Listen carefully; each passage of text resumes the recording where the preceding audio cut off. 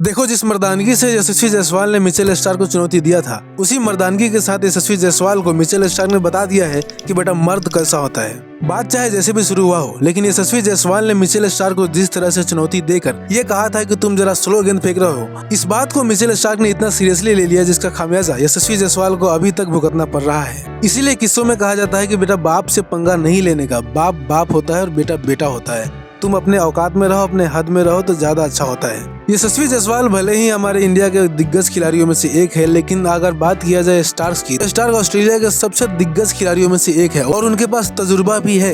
यशस्वी जायसवाल को इस तरह से उनको चुनौती देना कहीं से भी ठीक नहीं था। हालांकि जो हो गया वो हो गया, लेकिन जिसका खामियाजा यशस्वी जायसवाल को अभी तक भुगतना पड़ रहा है और न जाने अभी तक कितने दिनों तक इसका खामियाजा यशस्वी जायसवाल को भुगतना पड़ेगा।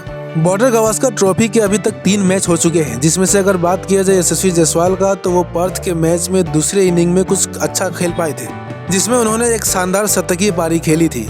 उससे पहले उन्होंने फर्स्ट इनिंग में 0 पे आउट हुए थे।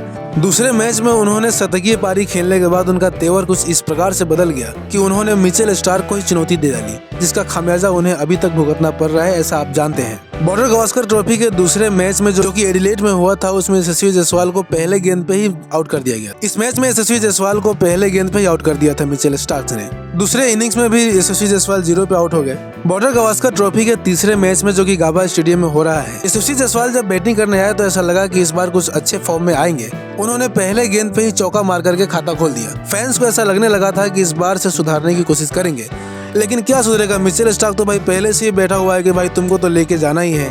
और फिर क्या था, मिचेल स्टार्क के दूसरे गेंद पे ही बाहरी किनारा लगा, मिचेल मार्श ने टप से कैच पकड़ा और टर्न से टेल कर अंदर भेज दिया। फाइनली अगर देखा जाए तो यशस्वी जायसवाल गाबा सीरीज में भी दूसरे गेंद पे ही टेलाकर पवेलियन बाहर जाके बैठ गए। कुल मिलाकर बात यह है कि यशस्वी जायसवाल जिस तरह से मिचेल स्टार्क को चुनौती दिया था, ये चुनौती देना उनके लिए काफी हद तक भारी पड़ रहा है, और ये किस हद तक भारी पड़ेगा ये आने वाला समय बताएगा। फिलहाल ये बात ये है, यशस्वी जायसवाल अभी अच्छे फॉर्म में नजर नहीं आ रहे। मिचेल स्टार्क बार बार उन्हें टेल के अंदर पवेलियन भेज दे रहे हैं। इन सारी बातों से एक बात तो साफ हो जाती है कि बॉर्डर गावस्कर ट्रॉफी में इस बार यशस्वी जायसवाल चलने वाले नहीं है। मिचेल स्टार्क उन्हें चलने भी नहीं देंगे।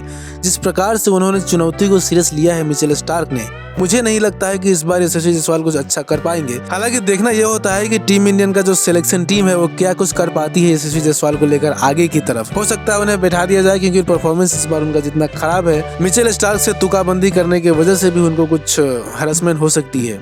लेकिन फिलहाल जो स्थिति चल रही है उसमें तो मिचेल स्टार्क यही सोच रहे होंगे और यशस्वी जायसवाल कह रहे होंगे कि भाई अब तेरा क्या होगा यशस्वी जायसवाल, अब तुम कैसे बचोगे। अगर आपको ये वीडियो पसंद आई हो तो वीडियो को लाइक करके चैनल को सब्सक्राइब जरूर कीजिएगा। और क्या यशस्वी जायसवाल को मिचेल स्टार्क को चुनौती देना सही था या गलत, आप मुझे कमेंट करके बताइएगा, क्योंकि जनता की राय ही सर्वोपरि होती है।